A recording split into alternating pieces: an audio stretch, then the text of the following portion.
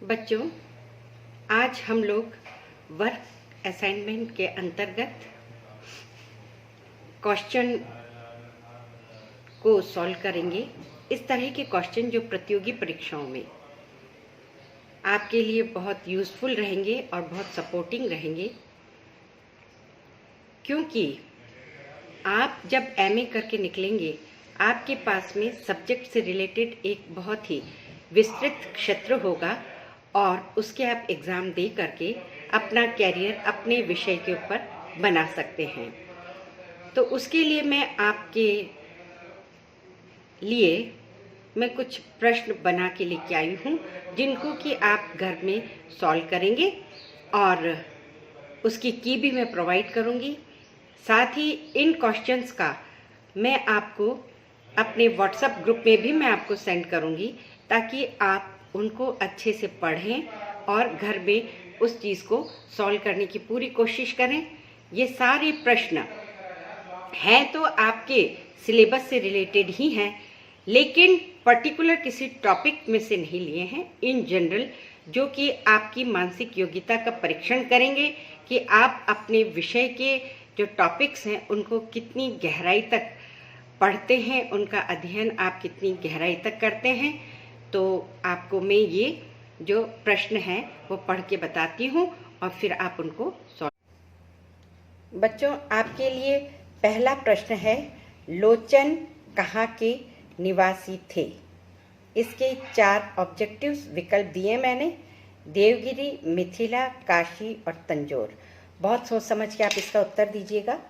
हम लोचन के बारे में बहुत कुछ पढ़ चुके हैं, क्योंकि अपना जो रहा है ना कि भारतीय संगीत का इतिहास, जो कि हमारा ये जो विषय है फिलॉसफी ऑफ इंडियन म्यूज़िक, उसके अंतर्गत हमने विभिन्न संगीत के स्कॉलर्स, सुप्रसिद्ध जो विद्वान हुए हैं, उनका संगीत के प्रति दृष्टिकोण और योगदान के बारे में विस्तृत अध्ययन किया है।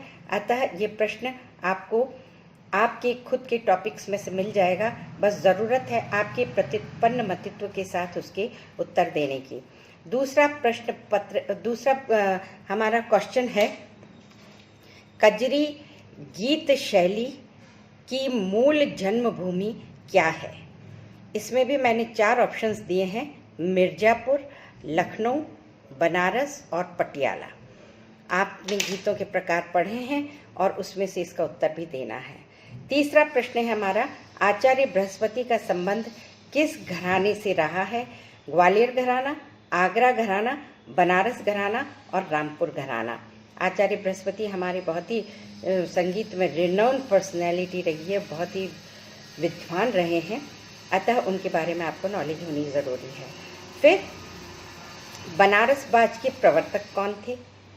जो हमने घराने पढ़े हैं उसके अंतर्गत आप इसका उत्तर ढूंढिए। दरभंगा जिला किस घराने में महत्वपूर्ण स्थान रखता है? दरभंगा जो है हमारी कौन सी गायन शैली से जुड़ा हुआ घराना है, उससे आपको एकदम से इसका उत्तर मिल जाएगा। ठीक इसी तरह से फिर हम और आगे बढ़ते हैं। आपके लिए छठा प्रश्न है, ए मेरे वतन के लोगों गीत को लता मंगेशकर ने पहली बार कब गाया था? अब बच्चों, ये डायरेक्ट तो आपके विषय से रिलेटेड नहीं है, किंतु इस तरह की नॉलेज की अपेक्षा करते हैं जब आप पीजी करके निकलेंगे, तो ये सामान्य ज्ञान से रिलेटेड प्रश्न है, आप इसका उत्तर ढूंढें। फिर इसी तरह से लोकवाद्य कामायच को कौन बजाते हैं? लंगा बजाते हैं कि जोगी बजाते हैं कि मांगनियार बजाते हैं या भोपा बजाते हैं? ये आप जो लोक संगीत है हमारा, उससे रिलेटेड प्रश्न है और इसका उत्तर भी आपको मिलेगा। नेक्स्ट प्रश्न है हमारा, राजस्थान के किस लोक नृत्य को हम यूनेस्को की सांस्कृतिक विरासत में शामिल किया है? राजस्थान का वो कौन सा लोक नृत्य है जिसको यूनेस्को ने सांस्कृतिक विरासत के रूप में शामिल किया है?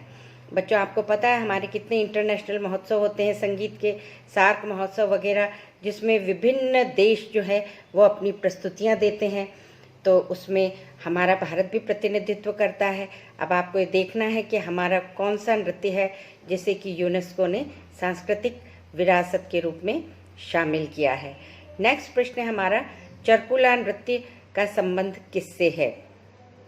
चरकुला एक नृत्य है और वो किस प्रदेश से संबंधित है? राजस्थान से है कि उत्तर प्रदेश से है कि पंजाब से है या बिहार से? इसको आपको देखना है। फिर लोक संगीत से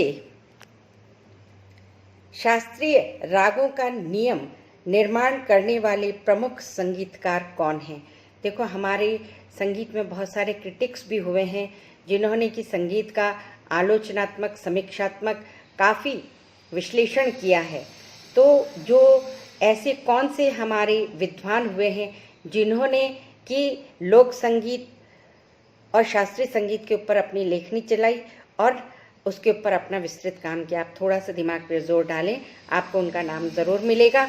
और ये आपका आज का प्रश्न का सेशन है और इन सब के जो उत्तर हैं वो मैं आपको प्रोवाइड करूँगी, आपके व्हाट्सएप ग्रुप पे प्रोवाइड करूँगी और इसमें भी दूंगी, मैं आपको यूट्यूब चैनल पे भी दूंगी। और पर ये शर्त है आप इसको बहुत ही ईमानदारी के साथ करें, क्योंकि ये आपके लिए ही बेनिफिशियल रहेगा। आपका जो स्टडीज़ का अंतिम लक्ष्य है अपने लिए रोज़गार में स्थान बनाना, तो वो इससे संभव होगा। धन्यवाद बच्चों। ये जो मैंने आपको वर्क असाइनमेंट में अभी प्रश्न दिए हैं उसकी की है, आप इसको बहुत ध्यान से लिख लें और ख़ुद को आप असेसमेंट करें कि आप कहाँ स्टैंड करते हैं।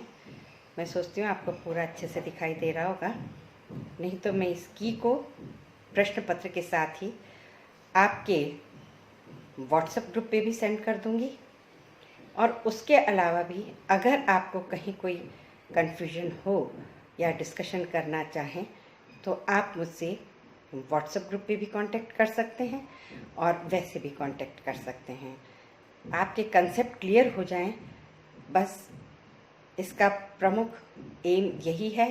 साथ ही पढ़ाई के साथ साथ आपका जीके किस स्तर का चल रहा है इसका भी असेसमेंट हो जाए, आप इसको आराम से उतार लें।